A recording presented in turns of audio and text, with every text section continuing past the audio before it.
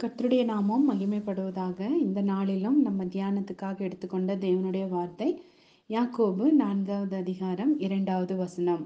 நீங்கள் சண்டையும் யுத்தமும் பண்ணியும் நீங்கள் விண்ணப்பம் பண்ணாதிருக்கிறதுனாலே உங்களுக்கு சித்திக்கிறதில்லை அப்படின்னு சொல்லி எழுதப்பட்டிருக்குது. இன்னைக்கு நம்ம பார்க்கக்கூடிய தலைப்பு என்ன அப்படின்னு பார்த்தீங்கன்னா, நிறைய நேரத்தில் நம்ம ஜெபிக்கிறோம், நம்ம ஜெபத்துக்கான பதிலை ஆண்டவர்கிட்ட பெற்றுக்கொள்ள முடியல. அநேகர் ஜெபிக்கிறாங்க, அந்த ஜெபத்திற்கான பதில நிறைய நேரத்துல அவங்களால பெற்றுக்கொள்ள முடியறதில்ல. இதுக்கான மெயின் காரணம் என்ன அப்படிங்கிறத நம்ம வேதத்தின் அடிப்படையிலேயே நம்ம பார்க்கலாம். ஒவ்வொரு மனுஷங்களும் பல நேரங்கள்ல பலவிதமான விண்ணப்பங்களை ஆண்டவருக்கு முன்னாடி எடுத்துட்டு போறாங்க. ஆனா முதல் காரணம் என்ன அப்படிங்கிறது இந்த வசனத்துல சொல்லப்பட்டிருக்குது. சண்டை பண்றாங்க, யுத்தம் பண்றாங்க, ஆனா விண்ணப்பம் பண்றதில்ல. ஜெபிக்கிறதுக்கு பதிலா சண்டை போட்டு ஒரு காரியத்துல ஜெயிக்கணும் அப்படின்னு பாக்குறாங்க. எப்படியோ யுத்தம் பண்ணி தாங்கள் நினைத்ததை நடக்கணும் அப்படின்னு சொல்லி நினைக்கிறாங்க. அதனால அவங்களுக்கு ஜெபத்துக்கு பதில் கிடைக்கிறது இல்ல. ரெண்டாவது பார்க்கும்போது தகாத விதமாய் விண்ணப்பிக்கிறதுனால அவங்க எதுக்காக ஜெபிக்கிறாங்களோ அந்த ஜெபத்துக்கு பதில் வரல. தகாத விண்ணப்பம் அப்படின்னா என்ன? இப்போ உதாரணத்துக்கு, எனக்கு யாரையாவது பிடிக்கல அப்படின்னு சொல்லும்போது அந்த ஆள் நல்லா இருக்கக்கூடாது, அவங்களுக்கு ஆசீர்வாதம் வரக்கூடாது, அல்லது அவங்க அழிஞ்சு போகணும் அப்படின்னு சொல்லி சில பேர் மற்றவங்களுக்கு சாபத்தை விடுத்து அவங்க நல்லா இருக்கக்கூடாது. அந்த மாதிரி நிறைய பேர் இப்படியே ஜெபம் பண்ணுறவங்க இருக்கிறாங்க. தகாத விதமான விண்ணப்பத்தை பண்ணுறவங்களா இருக்காங்க. இன்னும் சில பேர் தங்களோட இச்சை நிறைவேறும்படியாக விண்ணப்பம் செய்கிறாங்க. இப்போ உதாரணத்துக்கு, ஒரு விசுவாசி பெண் அவிசுவாசியான ஒரு பையனை அவங்க காதலிக்கிறாங்க அப்படின்னா, எப்படியும் அந்த பையனை நான் கல்யாணம் முடிச்சுக்கணும் அப்படின்னு அவங்க நினைச்சு ஜெபம் பண்ணாங்க அப்படின்னா அதுதான் தகாத விண்ணப்பம். ஆண்டவரோட வசனம் சொல்லுது, அந்நிய நுகத்திலே அவிசுவாசிகளுடன் நீங்கள் பிணைக்கப்படாதிருப்பீர்களாக அப்படின்னு சொல்லி வசனம் சொல்லுது. அப்போ அந்நிய நுகத்துல பிணைக்கப்படணுங்கிறதுக்காக நம்ம ஜெபிச்சோம்னா அந்த ஜெபத்துக்கு நிச்சயமா பதில் வராது. இன்னும் சில விதமான ஜெபங்கள் இப்படிப்பட்ட ஜெபங்களா இருக்குது. அது என்ன ஜெபம் அப்படின்னு பார்க்கும்போது, வேதத்துல பரிசேயனுடைய ஜெபத்தை பத்தி நம்ம பார்க்கிறோம். அந்த பரிசேயன் எப்படி ஜெபிக்கிறாரு? லூக்கா 18வது அதிகாரத்துல 11வது வசனத்துல சொல்லப்பட்டிருக்குது, தேவனே, நான் பரிகாரர், அநியாயக்காரர், விபச்சாரக்காரர் ஆகிய மற்ற மனுஷரை போலவும் இந்த ஆயக்காரனை போலவும் இராததினால் உம்மை ஸ்தோத்திரிக்கிறேன் அப்படின்னு சொல்றாரு. பாருங்க, அவர் ஜெபிக்கிறாரு, தேவனே அப்படின்னு சொல்லி கூப்பிட்டு ஜெபிக்கிறாரு. ஆனா பக்கத்துல இருக்கிற பரிகாரர், அநியாயக்காரர், விபச்சாரக்காரர் இவங்கள மாதிரி எல்லாம் நான் இல்ல, பக்கத்துல இருக்கிற ஜெபம் பண்ணிட்டு இருக்கிற அந்த ஆயக்காரனை போல கூட நான் இல்லை, அதனால உமக்கு நான் நன்றி சொல்றேன் அப்படின்னு சொல்றாரு. அது மட்டும் இல்ல, வாரத்துல 2 தடவை உபவாசிக்கிறேன், என் சம்பாத்தியத்தில எல்லாம் தசம பாகம் செலுத்தி வருகிறேன் அப்படின்னு சொல்லி அவருக்குள்ள ஜெபம் பண்றாரு. அப்போ இந்த ஜெபத்துல அவர் தன்னைத்தானே பெருமையாக பேசி தன்னுடைய காரியத்தை பெருமைப்படுத்தி அங்க பேசுறாரே தவிர, தேவனே அப்படிங்கிற வார்த்தையை தவிர மற்றபடி தேவனை உயர்த்துற காரியம் அங்க வரல. அவர் தன்னோட பெருமையை வெளிப்படுத்தி ஜெபிக்கிறாரு. அப்போ வேதம் சொல்லுது, பெருமை உள்ளவர்களுக்கு தேவன் எதிர்த்து நிற்கிறார் அப்படின்னு சொல்லி, தாழ்மை உள்ளவர்களுக்கு தான் கிருபை அளிக்கிறார் அப்படின்னு.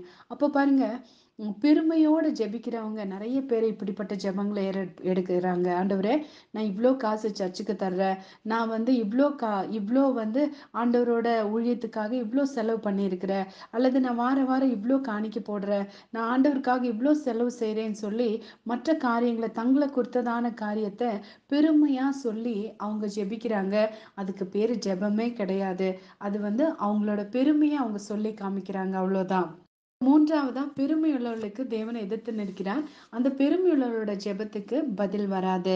நான்காவது சொல்லப்பட்டிருக்குது, ஆவியானவர் நம்மிடத்தில் வைராக்கிய வாஞ்சியா இருக்கிறார் அப்படின்னு சொல்லி. இப்ப பாருங்க, பரிசுத்த ஆவியானவர் நம்மை குறித்தும் நம்முடைய ஆவியை குறித்து ரொம்ப வைராக்கிய வாஞ்சியா இருக்கிறாரு. ஆனா நம்ம உலக காரியங்கள் மேல நிறைய நேரத்துல உலக காரியங்கள் மேல நம்ம வாஞ்சியா இருக்கிறோம். அப்போ உலக காரியத்தின் மேல அதிகமான வாஞ்சை வச்சுட்டு நம்ம ஆண்டவர்கிட்ட எதையாவது பெற்றுக்கொள்ளலாம் அப்படின்னு சொன்னா நம்மளால பெற்றுக்கொள்ள முடியாது. இதே யாக்கோபு நிருபத்துல யாக்கோபு உலக சிநேகம் தேவனுக்கு விரோதமான பகை என்று நீங்கள் அறியீர்களா அப்படின்னு சொல்லி எழுதுறாரு. அப்போ நிறைய பேர் உலகத்தை சிநேகிக்கிறாங்க, உலக பிரகாரமா நடக்கிறாங்க, உலகத்தில் உள்ள ஆட்கள் போலவே அவங்களும் நடக்கிறாங்க. ஆனா ஆண்டவர்கிட்ட பெற்றுக்கொள்றதுக்காக மட்டுமே வர்றாங்க. அப்போ தேவன் இப்படிப்பட்ட காரியங்களை தேவன் வெறுக்கிறார். அப்போ தேவன் இப்படிப்பட்ட காரியங்களையும் இப்படிப்பட்ட ஜெபத்தை செய்கிறவங்களையும் வெறுக்கும்போது அவர்கிட்ட இருந்து நம்ம நன்மையை பெற்றுக்கொள்ள முடியுமா அப்படின்னு கேட்டான்னா நிச்சயமா பெற்றுக்கொள்ள முடியாது. அதனால அப்படிப்பட்ட ஆட்களை உலக பிரகாரமான காரியத்தில் சிக்கிட்டு இருக்கிறவங்கள பார்த்து அவர் சொல்றாரு, விபச்சாரரே விபச்சாரிகளே அப்படின்னு சொல்றாரு. அப்போ விபச்சாரர் அப்படிங்கிறது ஒரு ஆணும் பெண்ணும் தவறான பழக்கத்தில் இருக்கிறத பற்றி சொல்லப்பட்டிருக்குதான். இந்த இடத்துல உலக காரியத்தை அதிகமாக நேசிக்கிறவங்களை பற்றி தான் இங்கே அவர் அப்படி சொல்றாரு. அப்போ விபச்சாரரே விபச்சாரிகளே, உலக சிநேகம் தேவனுக்கு விரோதமான பகை என்று அறியீர்களா? அப்போ உலகத்தை அதிகமா நேசிக்கிறவங்கள பார்த்துதான் நீ இயேசுவை நேசிக்காம உலகத்தை அதிகமா நேசிச்சுட்டு உன்னோட தேவைக்காக மட்டும் நீ ஆண்டவர்கிட்ட வந்து ஏதாவது பெற்றுக்கொள்ளணும்னு நினைச்சான்னா உன்னால பெற்றுக்கொள்ள முடியாதுங்கிறது தான் அந்த நிருபத்துல அழகா அவர் எழுதுறாரு. நான்காவது காரியம் அடுத்ததான் நம்ம பார்க்கும்போது, இருமனம் உள்ளவன் தன் வழிகளில் நிலையற்றவனா இருக்கிறான், இப்படிப்பட்டவன் தான் தேவனிடத்தில் எதையாகலும் பெறலாம் என்று நினையாதிருப்பானாக அப்படின்னு சொல்லி யாக்கோபு எழுதுறாரு. அப்போ ரெண்டாவது ஐந்தாவது காரியம், இருமனம் உள்ளவன் டபுள் மைண்டட். அப்போ பாருங்க, அவன் தன்னோட வழியில நிலையற்றவனா இருக்கிறான். இப்போ ரெண்டு வழி இருக்குதுன்னா அந்த ரெண்டு வழிக்கு முன்னாடி நான் இப்படி போகிறதா அல்லது அப்படி போகிறதான்னு சொல்லி ரோட்ல நின்று யோசிச்சுட்டே இருக்கிற ஆளு ஒன்னா ஒரு ஒரு சைடில் போகும்போது மறுபடியும் பின்னாடி வந்து இந்த சைடில் போகணுமா அப்படின்னு யோசிப்பாரு, இல்லாட்டி லெஃப்டில் போகும்போது ரைட்டில் போகணுமான்னு யோசிப்பாரு.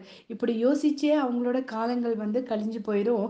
எந்த காரியத்திலுமே அவங்களால முன்னுக்கு போகவே முடியாது. அதனால இரு மனம் உள்ளவன் தன்னுடைய வழியில நிலையற்றவனா இருக்கிறதுனால ஒரே வழியில நிலையா போகாம அவர் வந்து ரெண்டு மனசா இருக்கிறதுனால ஆண்டவர்கிட்ட எதையும் பெற்றுக்கொள்ள முடியாது அப்படின்னு சொல்லி அந்த இடத்துல எழுதப்பட்டிருக்குது. அப்போ இருமனம்ங்கிறது எதை குறிக்குதுன்னா அந்த இடத்துல ஒரு சந்தேகம் வருது, நான் போறது சரிதானா, இதுதான் சரியான பாதையா இல்ல அது சரியான பாதையா, அதுவே அவங்களுக்கு தெரியல. அப்போ அந்த சந்தேகத்தோடு இருக்கிறவங்க ஆண்டவர்கிட்ட எதையும் பெற்றுக்கொள்ள முடியாது.